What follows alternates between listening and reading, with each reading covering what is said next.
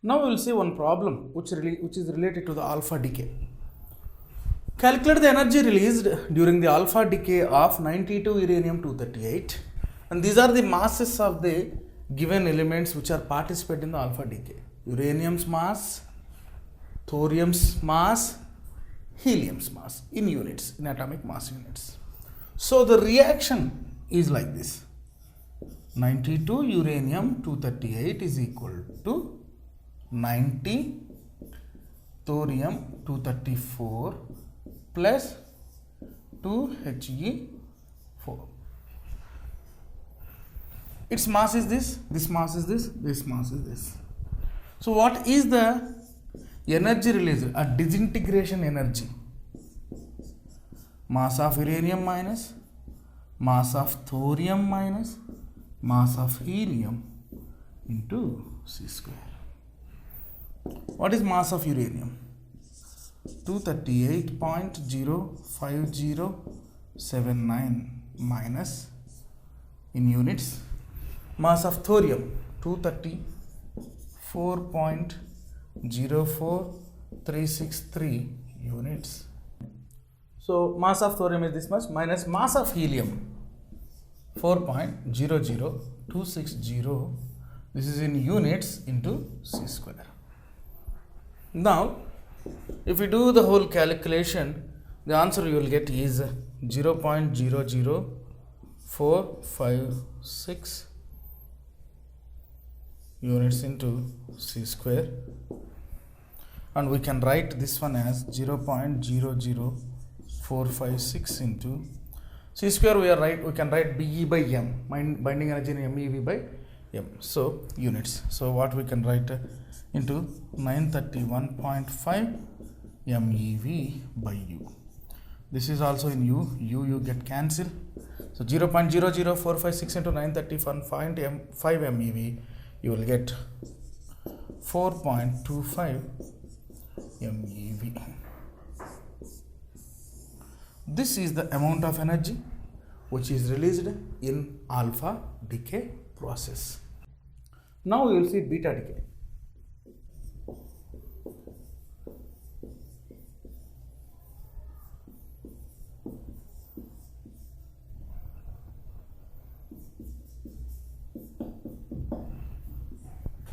This beta decay is two types. First one is beta plus decay. Next one is beta minus decay. Plus means loss of electron, minus means gain of electron. So how will be the reactions of beta plus and what will be the reactions of beta minus? We will see now. The reactions will like this. Now the reactions are like this. Let me write one example for the beta plus decay.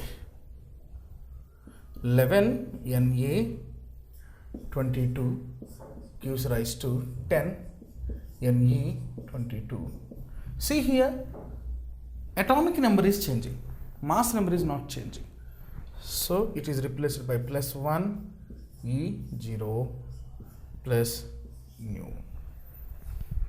If you see the beta plus decay, this sodium 1122 is splitting to 10 neon 22 plus 1 E0 plus nu, where nu is neutrino, nu bar is anti-neutrino. So these charged particles are less charged when compared to the original particles and mass is simply neglectable.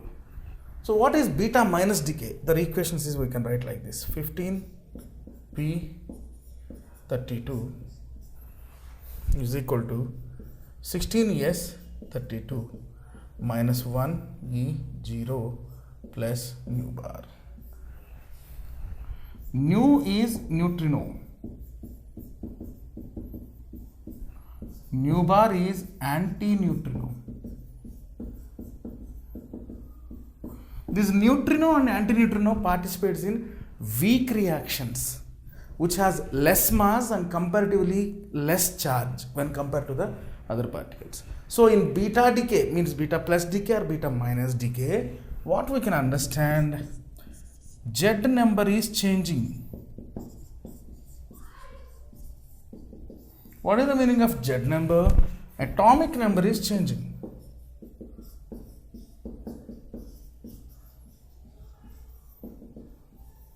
But mass number is same.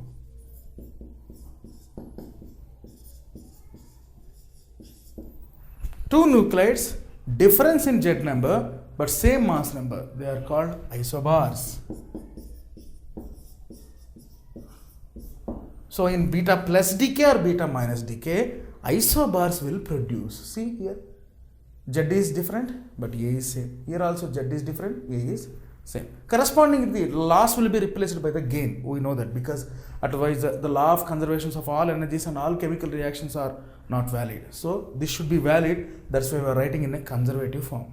So this is about the beta plus decay or beta minus decay. That means a spontaneous emission of a proton or electron corresponding to their neutrino or antineutrino is called beta decay. Same rule we can apply to the transition of neutron to proton and proton to neutron. Those reactions will be like this.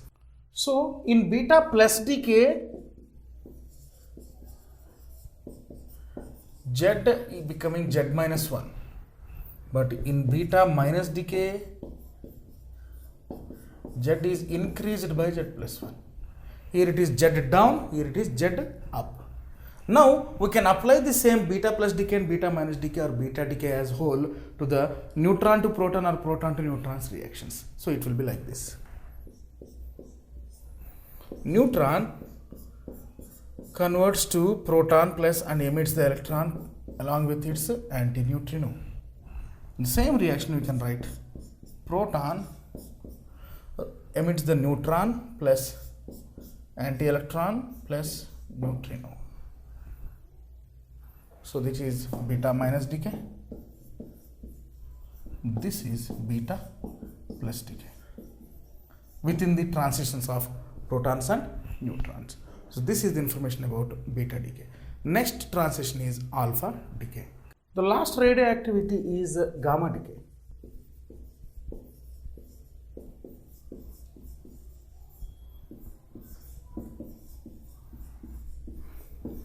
As we know that excited electrons, spontaneously they will come under the multiple transitions, and those excited electrons will come to the ground states. So the transition from the higher energy level to the lower energy level or lower energy level to the higher energy level is called gamma decay. The transitions or the transition of electrons which are at higher energy levels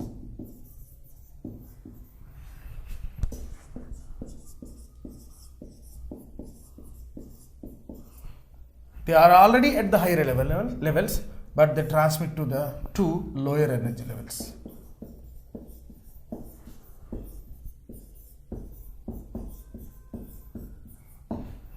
This transition is called gamma decay. So it will be like this. Initially the electron is at higher energy level, it will transmit to this one and again to this. Maybe it is E3, E2, E1. So E3 to E2 one transmission, E2 to E1 is another transmission. So first excited, second excited, second excited to first excited, and first excited to ground state. This is said to be de-excitation.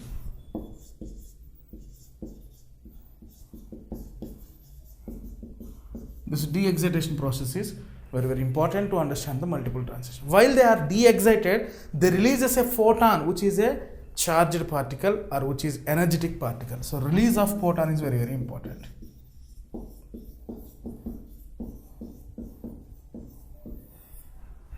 So this decay is called gamma decay. Sometimes this gamma decay depends upon the alpha decay or beta decay also. So if you see one element, so this element which is undergoes to the beta minus decay and which gives the gamma decay also, and the example is like this. Continue. The example is 28 nickel 60.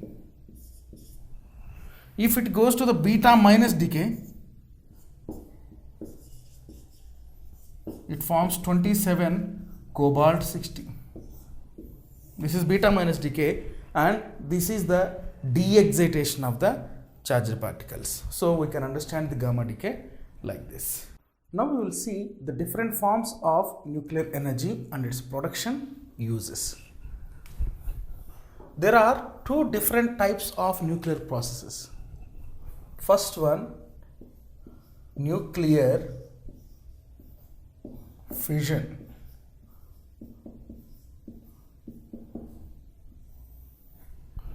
If you see the binding energy per nucleon curve, this binding energy for the nucleon curve is in the steady state or almost like a straight line from the masses 30 to 170. Means we can say that the elements which has the masses in from 30 to 170 has the higher binding energy, which is the order of 8.0 MeV. 8 MeV.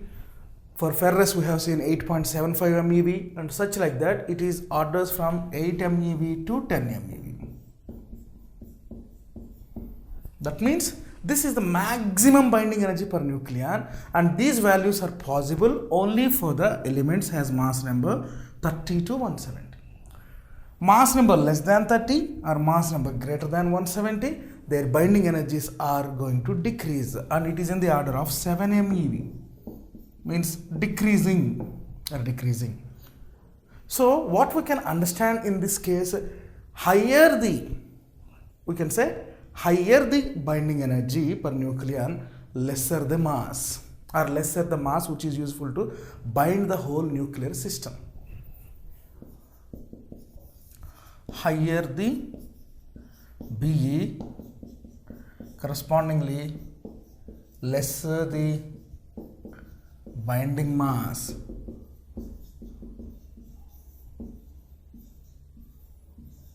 Means the mass which can bind the nuclear system.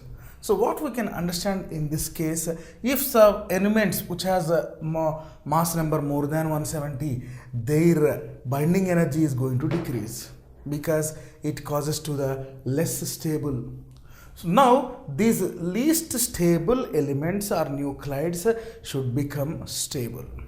For that purpose, we will see the splitting of the nuclides. The introduction of this one is a big nuclei contains more number of protons and neutrons, nothing but the nucleons and mass number. This becomes the unstable state and they splits to small nuclei. So a greater nucleus splits into two small nuclei and releases the energy. This phenomenon is called nuclear fission. So what is the definition of the nuclear fission? A greater nuclei which is splits into two small nuclei is called nuclear fission. In this reaction, the energy which is released in terms of electron volts or mega electron volts.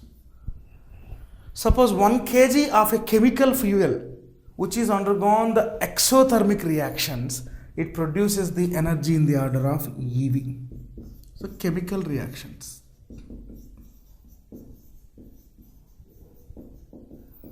But the same amount or same content of the fuel which is utilized in nuclear reactions, it can produce the energy more than 10 power 6 times of the chemical reaction. That means the order of the energy will be in mega electron volts.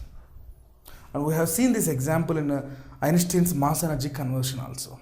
So this is the order of energy which is released in the nuclear fission process.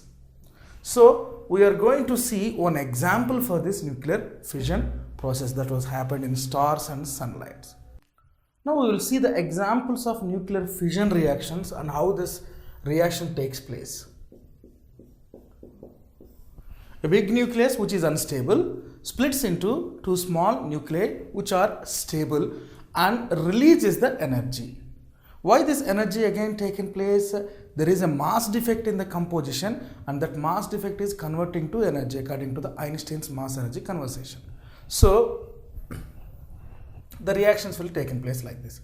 Now we will see an example with uranium 0 N1 plus 92 uranium 235. Means uranium initially bombarded with one neutron particle. Then it will become 92 uranium 236. Uranium has two isotopes, uranium 235, uranium 238. 236 won't exist. Means if it is out of the order of the isotopic order, then we can treat it as a unstable. So this unstable one is going to split into stable nuclei along with the release of energy, and how it will take place look like this. This 92 uranium 236 splits into 56 Ba 144 plus 36 Kr 89 plus 3 neutrons. 56 plus 36, 92. Mass atomic number is okay. 144 plus 89, we can say it as 233 plus 1, 236. But 3 into 1, 3. 233 plus 3, 236. Along with that, energy will releases. Now, the same 92 uranium 236 splits like this. 0N1 plus 92 uranium 235 splits into, means it will combine and forms 92 uranium 236. Then the splitting start. The splitting will be like this. 51 Sb 133 plus 41 Nb 99 plus 4 more are there, therefore 4 neutrons 0 N1. 51 41 92 133 99 232 plus 4 neutrons mass 236. So these two ways are the possible splitting of the 92 uranium 236, which is unstable initially. And one more also we can take an example. Same, it is bombarded with neutron initially, then 92 uranium 235 will become 92 uranium 236, then it will be like this. 54 xenon 140 mass plus 38 SR 94 plus 2 neutrons. 54 38 92, 140 plus 94 234 plus 2 236. These are the possible ways of splitting an unstable nuclei into the different fragments or different stable nucleus. So in this case, energy gain is there. How it is? Suppose if A is greater than 240 or 170, see the uranium's mass, it is greater than 170 in the order of 235 and 280. Means if atomic number is approaching towards the 240, its binding energy per nucleon is very less and in the order of 7.6 MeV. For A approximately equal to 240 elements. Splitting taken place means 240 may be possibly splits into two 120s, such like this. Then it is in A less than 120, means this 240 splits into 120 plus 120 of the mass. Then this 120 and 120 elements individually have the maximum binding energy per nucleon. So what we can understand, the 7.6 MeV will become, what is the binding energy per nucleon for the elements which are in between 30 to 170 mass number, in the order of 8.5 MeV. So 7.6 MeV will become 8.5 MeV. So how much is the increase? 7.6 to 8.5, 0.9. 0.9 into its mass number initially 240. So increase in energy is equal to mass defect into is 240, approximately equal to 216 MeV, which is enormous, simply. But the drawback of this nuclear fission reaction is this reaction is a chain reaction. So we can say if uranium releases the alpha decay or uranium under the alpha decay, it gives another radioactive material like thorium. Thorium alpha decay, which gives another radioactive material like radium. Means it's a continuous reaction. It always, these particles which are in the nuclear fission reaction, always going to react with other elements which is at that place. So this causes to a huge chain reaction. So the effect of this nuclear fission will be more long duration. If you control this chain reaction, then we can use this nuclear fission reactions or nuclear fission energy for the purpose of the human beings. The best example for the controlled nuclear fission reaction is a nuclear reactor. This nuclear reactor structure and how it is useful to produce the electricity we are going to see now. Now we will see one example of nuclear fission reactions, which is a nuclear reactor. If the nuclear fission reactions drawback is chain reaction, if we can able to control the chain reactions, then we can use this nuclear fission technology for the welfare of humans. The best example is nuclear reactor. Before going to discuss about the block diagram and its structure of the nuclear reactor, we should go to the explanation of some important points about the nuclear reactor construction. See, this is the core. This core contains fuel. Mostly the fuel is radioactive element like uranium, plutonium, neptunium, thorium, like that.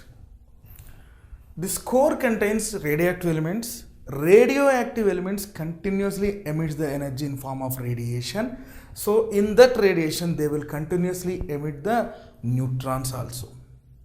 Suppose if the neutrons are excited to the higher temperature due to the pressure inside the core, those neutrons will excite and releases out with enormous speed.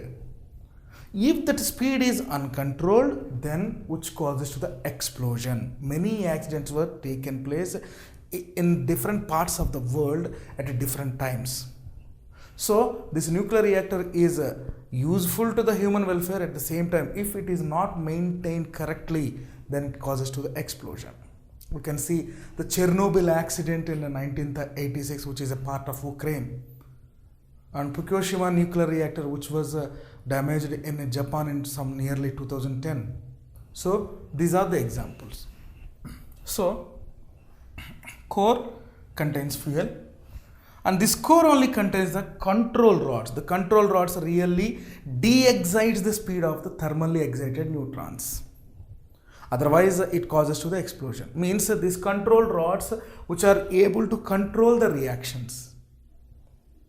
So what are the control rods which are made up of simply a neutral elements like cadmium rod? Best example of the control rod. We can shut down the nuclear reactor by using the control rods. If you shut down, if there is any sense of danger was sensed by any scientist who is working with the nuclear reactor, if you operated the control rods, this reaction will be taken place completely stopped, then we can assume we can escape from the really a dangerous explosion. So control rods are usually helps to slow down the reaction. So this uranium, which is acting as a fuel, so because of the nuclear fission reaction, uranium will split like this.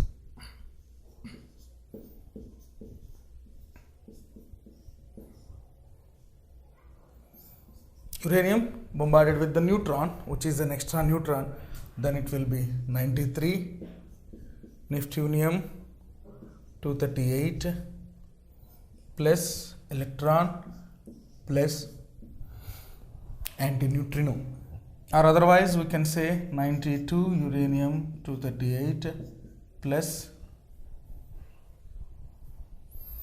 or we can say another material, this one 93 Neptune 239, which can split into 94 plutonium 239 plus E minus plus nu bar.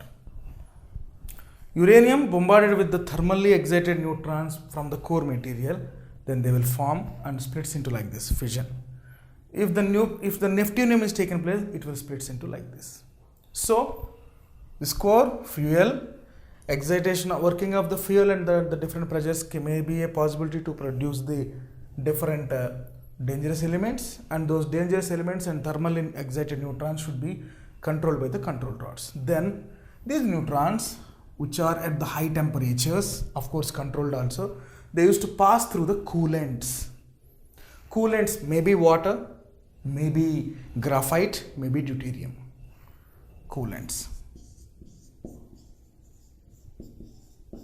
Water, D2O, graphite.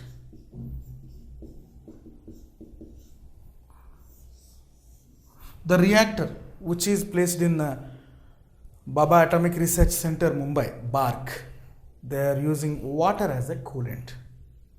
Whenever this thermally excited neutrons, which are at high temperatures, passes through the coolant, they loses the temperature.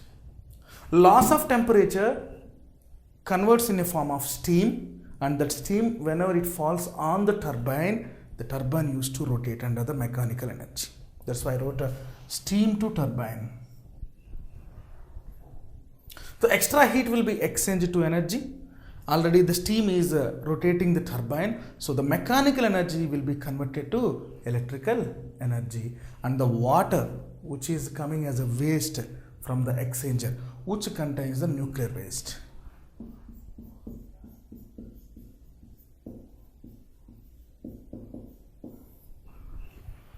Any industry contains the waste, but the wastage of the nuclear reactor should be useful in a different way. So this nuclear wastage should be thrown, or sometimes it should be collected in a beautiful way. And one more thing, these wastages should be reprocessed for the other purpose. Most of the countries they are using the nuclear wastages to manufacture the bioweapons also.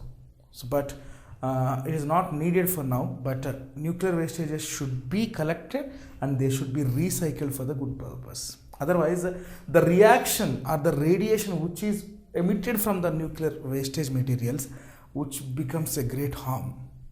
So, what are the things we should consider while we are operating the nuclear reactor?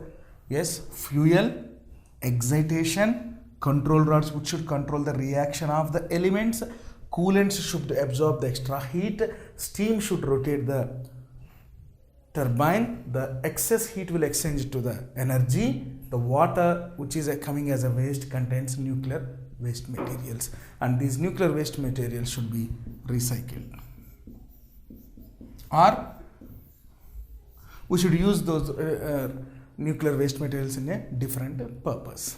So this is the thing, but the points what we should know in this nuclear reactor is K. What is this K and what is the status of the K? We are going to see that. Continue. What is this K? It is called as multiplication factor.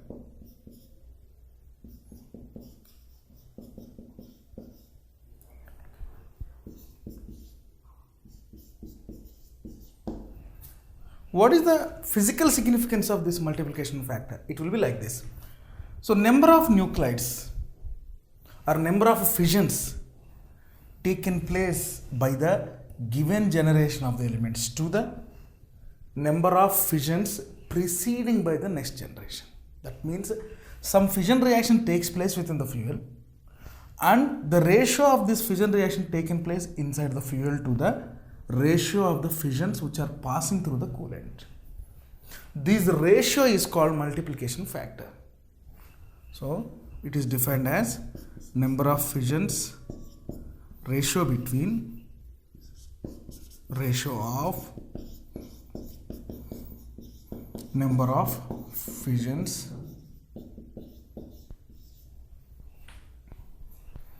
by the given generation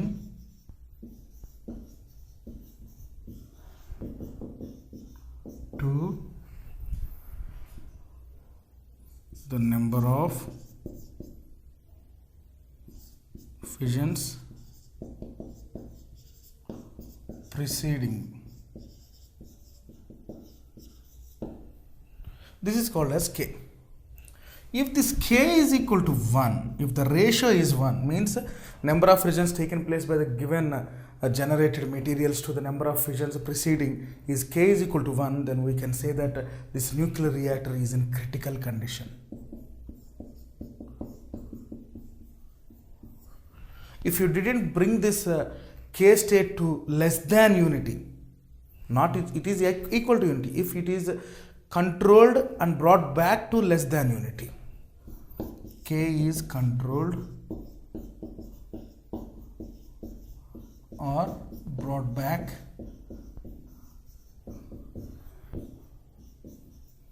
to less than unity.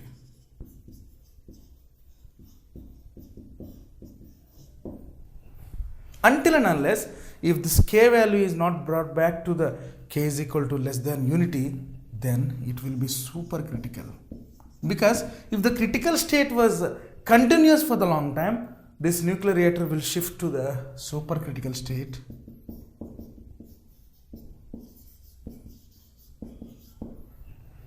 which causes to explosion.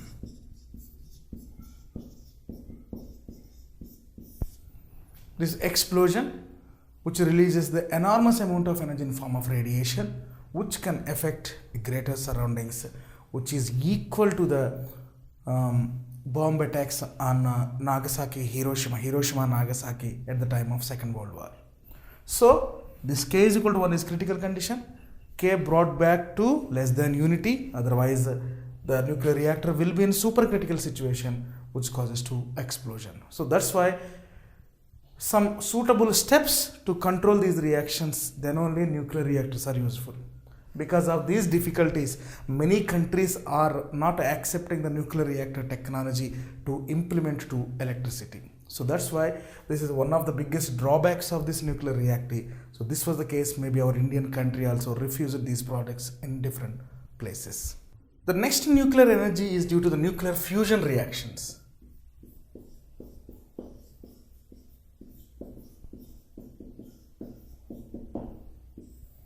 Fission, a big one splitting to small. Fusion, already there are two small nuclei. They will combine each other and produces the big nucleus. As well as the release of energy is common. Exhausting of energy is common.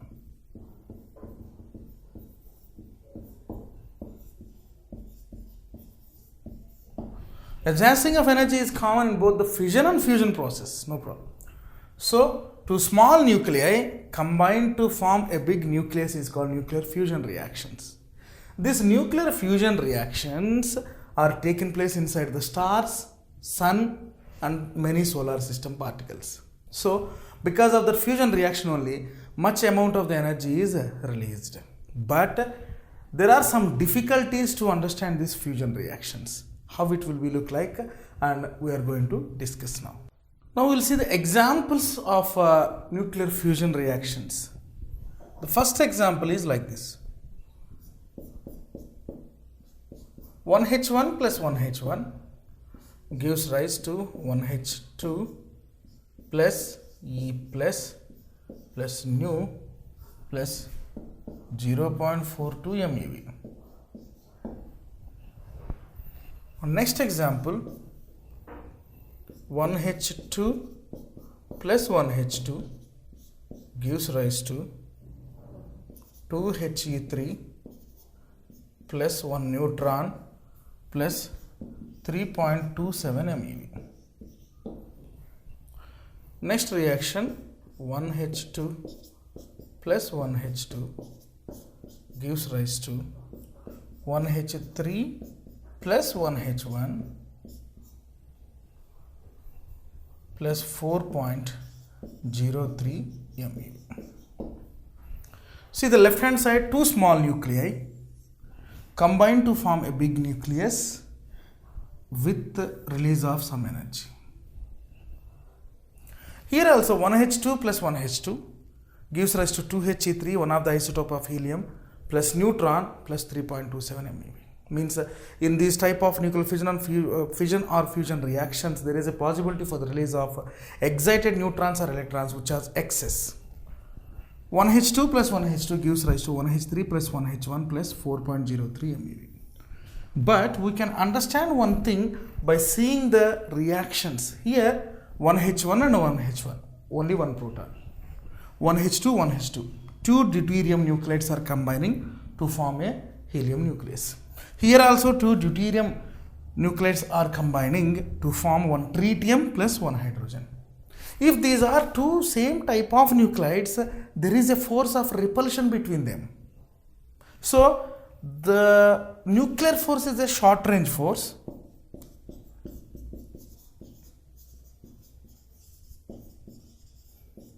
But force of repulsion splits the nuclides to longer distance. Means this short range force, in additionally, they should overcome this force of repulsion. Which factor helps to overcome the force of repulsion and which is to be valid to the short range force? That factor is called temperature. If temperature is so high, they are thermally excited, and in the excited state they used to recombine to produce this type of big nucleus, and this thermal energy will be released out in the form of mega electron volts. This is the point we should understand in case of nuclear fusion reactions. So how much temperature it is and what is the validity, we are going to see now. So the temperature, thermal temperature, helps to overcome the Coulombic force of repulsion.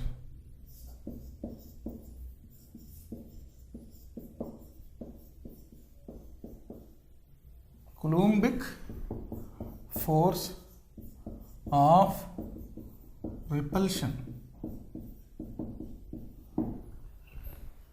Suppose if you take two protons, if they should participate in a reaction, actually the Coulombic force of repulsion is taken place between the protons and they will separate it by such an amount of barrier. The barrier is approximately 400 keV. Now the energy, which is nothing but thermal energy, has to overcome this 400 keV. So energy is equal to 3 by 2 kT. This is equal to 400 keV. Therefore, temperature will get approximately 3 into 10 to the power of 9 Kelvin. So whenever the temperature is this range, where K is equal to Boltzmann's constant, Boltzmann's constant. So T is equal to 3 into 10 to the power of 9 Kelvin. So this much of temperature can able to overcome the barrier of 400 kilo electron volts between the two same charged particles or two like charged particles, maybe proton to proton or electron to electron. But if you understood the inside temperature of the sun, this is approximately 1.5 into 10 to the power of 7 Kelvin only. Means which is completely less than the temperature which is required to overcome the barrier.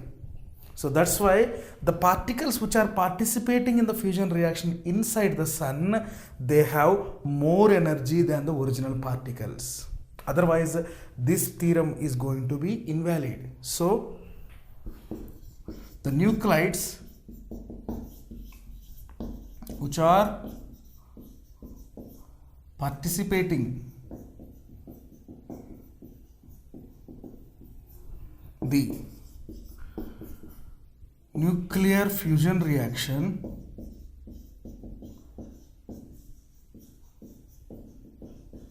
they should have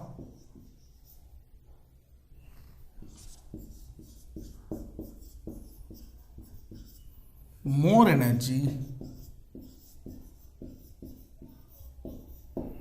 than the average values of the energy. Otherwise, this much energy, this much temperature won't be possible. But this fusion reaction inside the sun is a step-by-step process. We can say it as a multi-step process. So now we are going to see that multi-step process with the help of chemical reactions. What are the multi-step process to understand the fusion reaction inside the sun? The reaction will be like this. First one, 1H1 plus 1H1 gives rise to 1H2 plus E plus nu plus 4.2 MeV. Two hydrogen nuclides combine to form one deuterium plus E plus neutrino plus 4.2 MeV energy.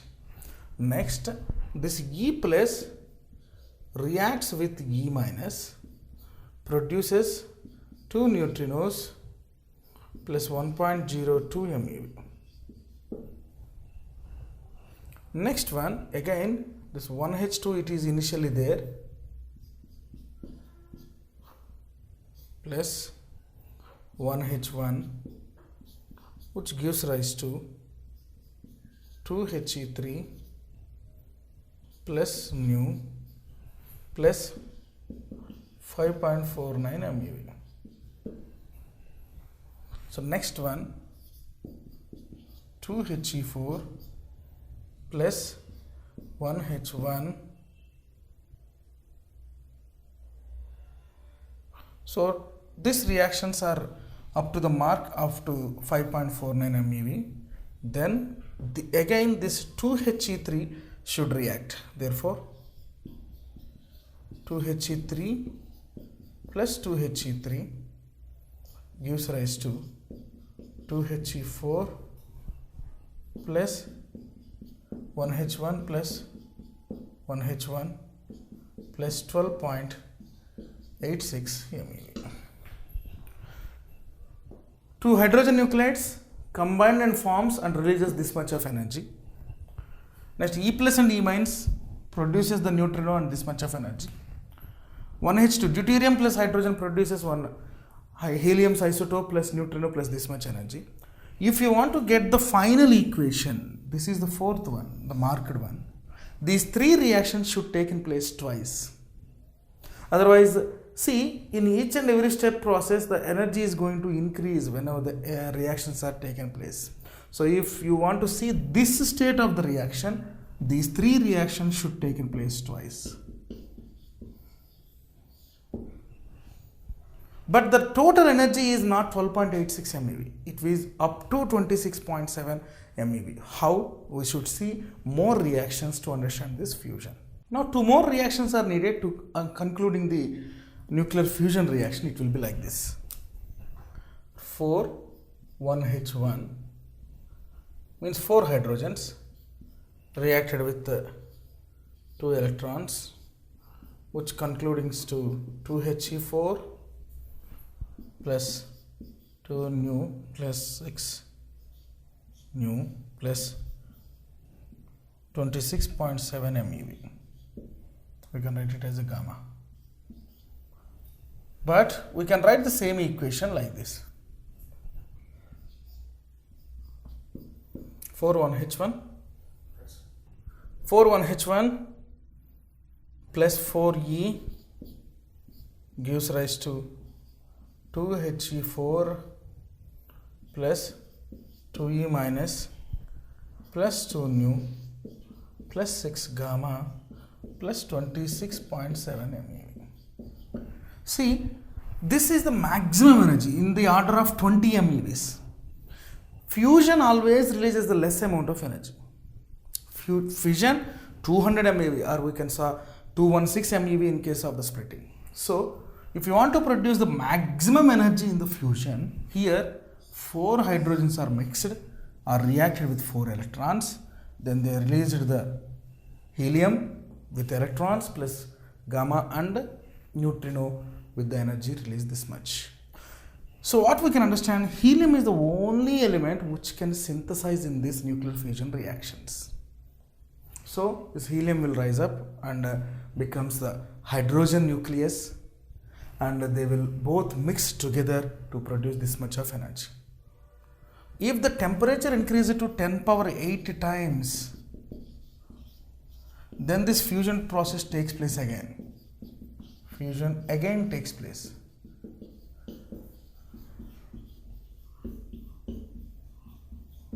So what we can understand, whenever the helium synthesizes and becoming hydrogen, the helium will fall under the gravity because of its weight and influence of the gravity. But whenever the temperature rises to these times, 10 power 8 times, then fusion again takes place. So such like that we can produce some enormous amount of energy. Sun assumed to be 5 into 10 to the power of 9 years. And it has enough energy to continue for 5 billion years again, or 5 million years. So whenever this energy was over, because of the content, this age is assumed due to the content of, with respect to the content of hydrogen and helium. Whenever this content was over, sun also will fall under the gravity. But outside of the sun is visible bright because of the red giant. So like this we can understand the fusion reactions inside the sun.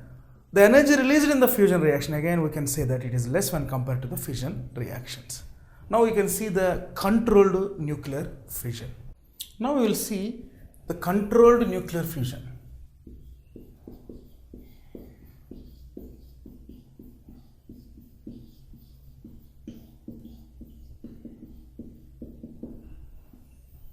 Inside the sun, the matter was replicated and converts to the fusion reaction, and it is enormously and continuously it is releasing the energy.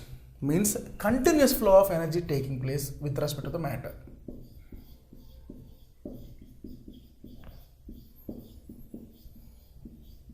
Continuous flow of energy. This is possible because of the matter particles inside the sun.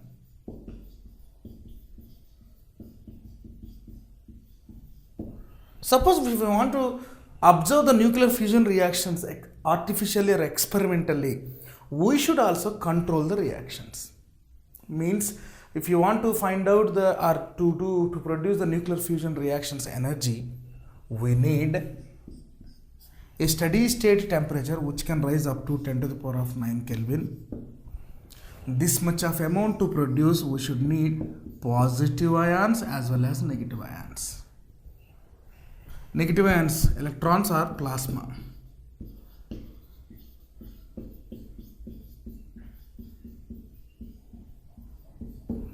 But up to now, there is no such a setup which can produce this much of the temperature on Earth and which can controllably mixes the positive and negative ions. There is no such a setup which can withstand with the negatively charged particles. Many countries are trying to develop that type of technique which can useful to produce the controlled nuclear fusion, and artificially there is a chance to produce the energy which is released by sun. Many countries are doing the experiments. We can hope whether it will be successful. So as the time goes on, the next generations and as the generations will know the truth and the reality behind these experiments. So what we can understand, there is no setup on the earth which can withstand with this type of charges at high temperatures, and which is difficult to produce this much of range of steady temperatures.